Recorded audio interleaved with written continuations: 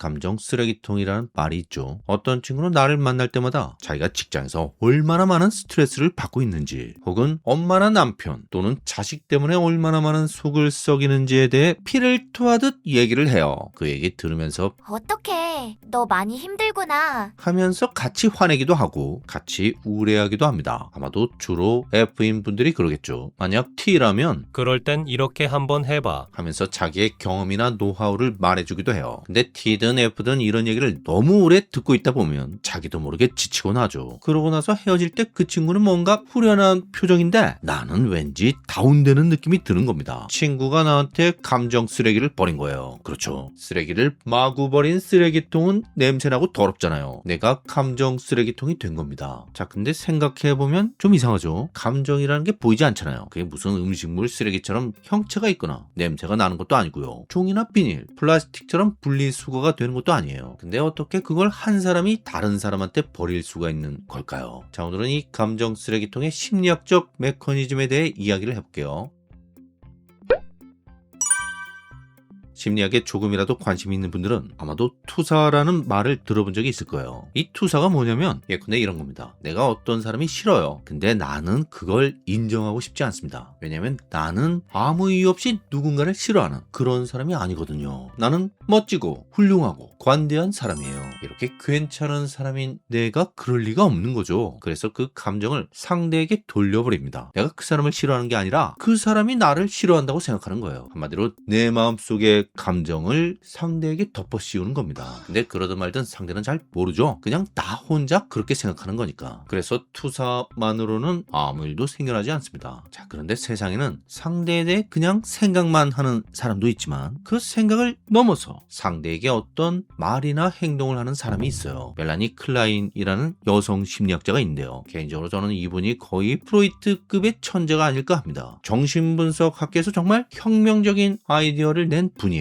클라인은 인간이 단순히 투사를 할 뿐만 아니라 자신이 투사한 방식대로 상대가 행동하게 만든다고 보았어요. 다시 말해서 자신의 마음속 일부를 상대에게 집어넣고 상대가 그 역할을 하도록 압력을 가한다는 겁니다. 자, 예를 들어 볼게요. 아까 사실은 내가 저 사람을 싫어하는데 근데 저 사람이 나를 싫어한다고 생각한다 그랬잖아요. 여기까지가 투사죠. 자, 근데 이제 어떤 짓을 하냐면요. 괜히 그 사람이 하는 말마다 태클을 걸거나 비아냥대거나 개무시하는 거예요. 이런 행동을 계속 반복하면 상대가 어떻게 나오겠어요? 또 시작이네. 진짜 싫다. 이렇게 짜증을 확 낼 때가 있겠죠. 자, 그러면 이제 거봐, 제가 나 싫어한다고 했잖아. 이렇게 되는 겁니다. 내가 투사한 대로 그 사람이 행동하게 만드는 거예요. 이걸 투사적 동일치라고 합니다. 이때 동일치란 그 사람을 나와 똑같은 상태로 만들어버린다는 뜻이에요. 내가 느끼는 건 그 사람이 나를 싫어한다는 거잖아요. 실제로 그 사람이 나를 싫어하게 만드는 겁니다. 다시 말해서 투사가 나 혼자 북치고 장구치고 하는 거라면 투사적 동일치는 상대의 멱살을 잡고 강제로 연극에 참여시키는 거라고 생각하면 돼요. 자, 근데 이 투사적 동일치가 감정 쓰레기통과 무슨 관련이 있냐면요. 그냥 이렇게 생각하시면 됩니다. 이 투사적 동일치라는 방어 기제를 사용하는 사람들은 일단 투사를 하는 사람들이잖아요. 투사라는 게 자기 안의 감정을 남한테 뒤집어 씌우는 거라고 했죠. 왜 이러는 거냐면 그 감정이 괴롭고 싫기 때문에 그래요. 그래서 내가 저 사람을 싫어한다는 걸 인정하고 싶지 않은 겁니다. 왜냐면 그걸 인정하면 나는 별 이유도 없이 남을 싫어하는 이상한 사람이 되니까. 그래서 그 감정의 원인을 남한테 돌리는 거예요. 쟤가 나를 싫어한다. 이렇게 생각해야 마음이 편한 겁니다. 이 불쾌한 감정은 말 그대로 쓰레기처럼 느껴질 수 있어요. 그 쓰레기가 자기 게 아니라 남의 것이라고 생각하는 거죠. 자, 무슨 얘기인지 이해가 가시죠? 그래서 자기 안에 존재하지만 자기 것이라고 인정하고 싶지 않은 불편한 감정들, 시기, 질투, 불안, 분노, 이런 오물 같은 마치 음식물 쓰레기 같은 감정들을 다른 사람들한테 던져버리고 싶은 거예요. 한마디로 이 감정의 원인은 내가 아니라 직장 상사야, 시어머니야 이러면서 다 남의 탓으로 돌리고 싶은 겁니다. 근데 직장 상사나 시어머니한테 그 얘기를 할 수는 없잖아요. 그래서 그 얘기를 만만한 친구 앉혀놓고 하는 거예요. 너라도 나를 좀 알아달라고. 자, 근데 여기서 조심해야 할 게 그런 푸념이나 하소연을 들을 때 자칫 잘못하면 그 친구가 나한테 직접 투사를 하거나 투사적 동일시를 하게 될 수도 있다는 겁니다. 무슨 얘기냐면 야, 그만 좀 해라. 월급쟁이가 다 그렇지 뭐. 라거나 내가 그때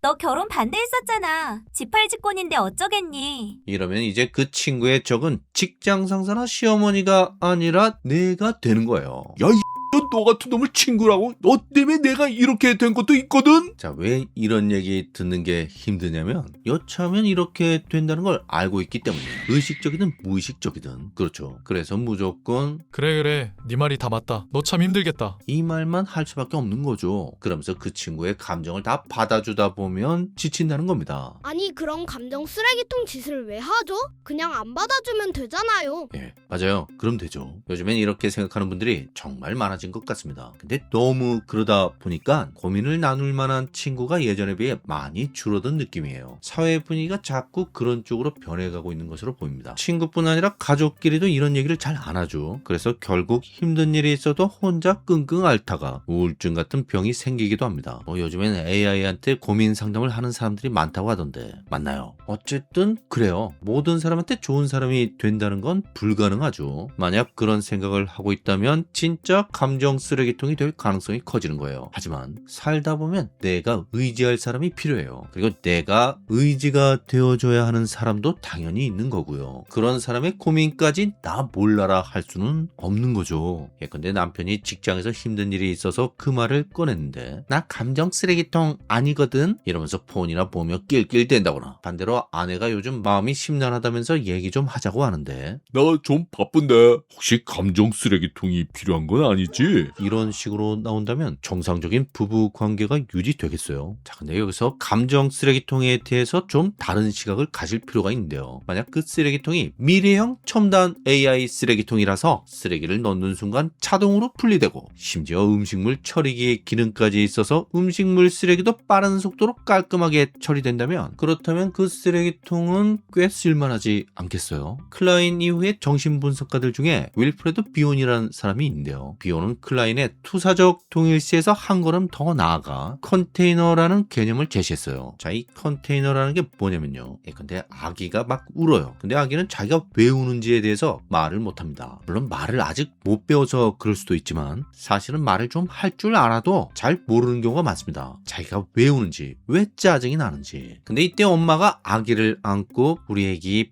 배고팠지? 어이구 무서워. 안아줄게. 이제 괜찮아. 이런 말을 하잖아요. 이 과정을 통해서 아기는 자기 감정을 점차 인지하면서 불안이나 공포, 슬픔 같은 부정적인 감정이 편안함, 안정감, 기쁨 같은 긍정적인 감정으로 바뀌는 걸 경험하게 돼요. 말하자면 엄마가 일종의 감정 쓰레기통 역할을 하는 셈인데 근데 이게 보통 쓰레기통이 아니라 고성능 재활용 기계 같은 거라서 쓰레기가 들어오면 그걸 가공 처리해서 좋은 물건으로 되돌려주는 거라고 생각하면 돼요. 이걸 비오는 컨테이너, 말하자면 담아주는 것이라고 했습니다. 다시 말해서 비오는 투사적 동일시를 단순히 병리적인 현상만으로 보지 않았어요. 애들은 원래 그런다는 거죠. 유아는 아직 말로 표현할 수 없는 두려움이나 분노, 짜증 같은 감정을 엄마에게 보낸다는 겁니다. 그럼 엄마가 그걸 받아서 이해하고 견뎌준 뒤 다시 소화 가능한 형태로 아이에게 돌려주는 거예요. 이게 유아의 정상적인 발달 과정이라는 것입니다. 근데 이게 단순히 어린아이 얘기가 아니에요. 어른의 경우도 별로 다르지 않습니다. 오은영 박사 TV 상담 프로 같은 걸 보면 그런 장면을 볼 수 있죠. 금쪽이 상담이랑 어른 상담이 기본적으로 비슷해요. 내담자가 자기 얘기를 하면 상담자가 그 얘기를 풀어서 다시 내담자에게 들려주죠. 이때 매우 중요한 부분이 감정입니다. 내담자의 감정을 상담자가 충분히 이해한 뒤 그걸 좀 더 적절히 표현하는 단어와 논리를 사용해서 다시 이야기를 해줍니다. 이때 내담자는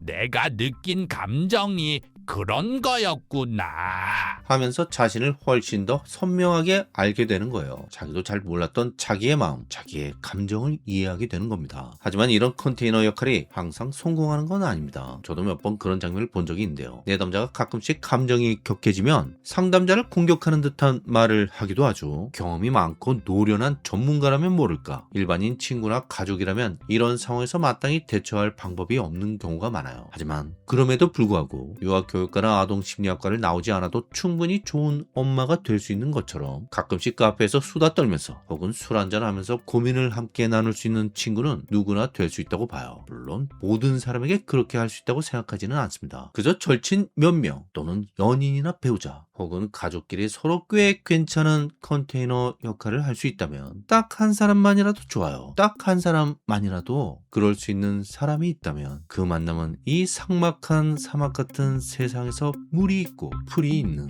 작은 오아시스가 되지 않을까 합니다.